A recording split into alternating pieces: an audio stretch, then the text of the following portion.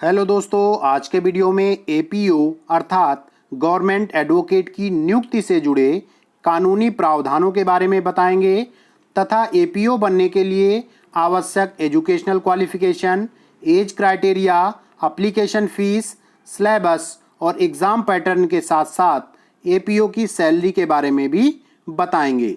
यह जानकारी आप सभी के लिए यूजफुल होगी।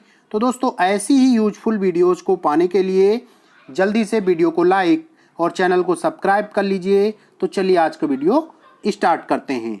तो दोस्तों, एपीओ का full form assistant prosecution officer होता है, जिसे हिंदी में सहायक अभियोजन अधिकारी कहा जाता है।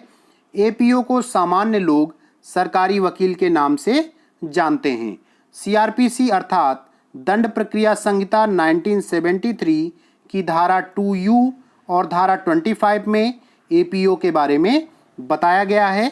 सीआरपीसी की धारा 25 के अनुसार राज्य सरकार प्रत्येक जिले में मजिस्ट्रेटों के न्यायालयों में मुकदमों का संचालन करने के लिए एक या अधिक सहायक लोक अभियोजक नियुक्त करेगी तथा केंद्रीय सरकार मजिस्ट्रेट के न्यायालय में किसी मामले या किसी वर्ग के मामलों के संचालन के उद्देश्य से एक या अधिक सहायक लोक अभियोजक नियुक्त कर सकती है। तो दोस्तों, अभी तक आपने एपीओ और एपीओ की नियुक्ति से जुड़े कानूनी प्रावधानों के बारे में जाना। अब एपीओ बनने के लिए रिक्वायर्ड क्वालिफिकेशंस, सिलेबस और एग्ज़ाम पैटर्न के बारे में भी जान लेते हैं। तो दोस्तों, एपीओ की नियुक्ति राज्य सरकार द्वारा की जाती है और सभी राज्यों में यह भर्ती अलग अलग नामों से की जाती है, परंतु काम एक ही होता है। अलग अलग राज्यों में एपीओ बनने के लिए रिक्वायर्ड क्वालिफिकेशंस, सिलेबस और एग्ज़ाम पैटर्न भी अलग अलग होता है। अर्थात आप जिस राज्य में एपीओ बनना चाहते हैं, आपको उस राज्य के एपीओ एग्ज़ाम, सिलेबस और एग्ज़ाम पैटर्न के अनुसार तैयारी करनी होगी। आज हम आपको यूपी एपीओ अर्थात उत्तर प्रदेश सहायक अभियोजन अधिकारी बनने के लिए रिक्वायर्ड क्वालिफिकेशंस, सिलेबस और एग्ज़ाम पैटर्न के बारे में पूरी जानकारी देंगे।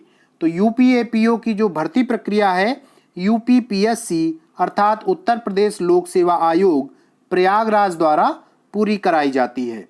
यूपी एपीओ का नोटिफिकेशन और ऑनलाइन एप्लीकेशन प्रोसेस यूपीपीएससी द्वारा अपनी ऑफिशियल वेबसाइट www.uppsc.up.nic.in के माध्यम से कराया जाता है। तो चलिए जान लेते हैं एजुकेशनल क्वालिफिकेशन क्या रिक्वायर्ड होती है इसके लिए। तो एपीओ बनने के लिए आपके पास एलएलबी की 3 वर्षीय या 5 वर्षीय degree bar council of India से मान्यता प्राप्त इंस्टीट्यूट या यूनिवर्सिटी से होनी चाहिए। तो दोस्तों, अगला हम जान लेते हैं कि एज क्राइटेरिया और एज रिलैक्सेशन कैसे क्या होता है। तो एपीओ की जो रिक्रूटमेंट नोटिफिकेशन है, उसमें दी गई डेट को आपकी उम्र कम से कम 21 वर्ष और अधिक से अधिक 40 वर्ष होनी चाहिए। यदि आप एससी, एसटी या ओबीसी कैटेगरी के अंतर्गत आते हैं तो अधिकतम उम्र सीमा में आपको 5 वर्ष की छूट मिलेगी, अर्थात 45 वर्ष की उम्र तक आप फॉर्म अप्लाई कर सकते हैं। यदि आप दिव्यांग श्रेणी में आते हैं तो आपको 15 वर्ष की छूट मिलेगी, अर्थात आप 55 वर्ष की उम्र तक फॉर्म अप्लाई कर सकते हैं। तो चलिए अब एप्लीकेशन फ़ीस के बारे में जान लेते हैं। तो यूपी एपीओ के लिए एप्लीकेशन फ़ीस प्रारंभिक परीक्षा और मुख्य परीक्षा दोनों में अलग अलग ली जाती है। प्री एग्ज़ाम के लिए जनरल, ओबीसी या other state candidates 125 rupees, SC ST 65 rupees और पीएच यानी फिजिकली हैंडीकैप्ड 25 रुपीज़। और मेंस एग्ज़ाम के लिए जनरल, ओबीसी या अदर स्टेट कैंडिडेट्स को 225 रुपीज़ देने होते हैं और एससी एसटी कैंडिडेट को 105 रुपीज़ और पीएच कैंडिडेट को 25 रुपीज़ पे करने होते हैं। तो नेक्स्ट दोस्तों, एपीओ की सैलरी और पे स्केल के बारे में जान लेते हैं। तो यूपी एपीओ एक गजटेड पोस्ट होती है, उसे पे बैंड लेवल 8 का वेतन मिलता है। उसका पे स्केल 47,600 से 1,51,100 रुपीज़ का होता है। इसकी जो स्टार्टिंग सैलरी होती है लगभग 60,000 रुपये होती है। नेक्स्ट दोस्तों, इसके हम बात कर लेते हैं कि जो रिजर्वेशन पॉलिसी क्या कहती है। तो दोस्तों, यूपी एपीओ की भर्ती में यूपी गवर्नमेंट रूल्स के अकॉर्डिंग सभी कैटेगरी के कैंडिडेट्स को रिजर्वेशन दिया जाता है। तो अब हम सिलेबस और एग्ज़ाम पैटर्न के बारे में जान लेते हैं।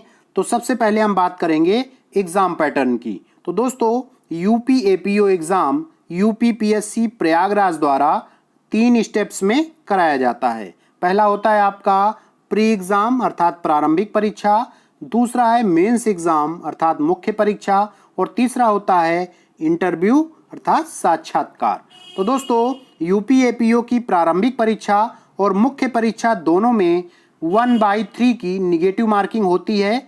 प्री और मेंस दोनों एग्जाम्स का क्वालिफाइंग परसेंटेज जनरल, ओबीसी या अदर स्टेट कैंडिडेट्स के लिए 40% मार्क्स और SC/ST कैंडिडेट्स के 30% मार्क्स रखा गया है।